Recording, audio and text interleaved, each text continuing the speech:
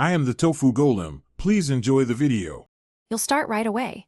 Open command prompt and type ping followed by the host or IP. Once done, run ping 8. 8, 8, 8 and 4 to send 4 packets. This verifies reachability. Make sure to note the response lines that show bytes, time in MS, and TTL. Those tell you how fast and where replies come from. If you use a host name, Windows resolves it to an IP first, so you learn both name resolution and connectivity in one quick step. Now expand the test. You can change the payload with L1024 to simulate larger packets, or use W5000 to wait 5 seconds for a reply, useful for slow links. Once done, compare results. Consistent low MS and stable TTL indicate a healthy path, while timeouts and packet loss reveal congestion or routing problems.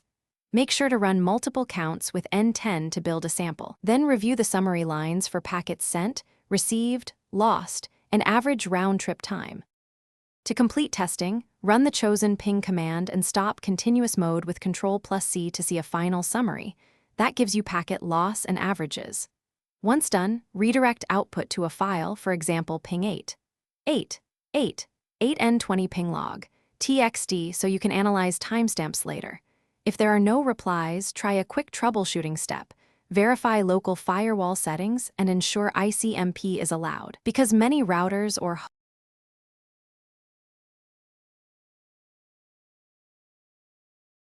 Thanks for watching. Consider subscribing if we helped you today.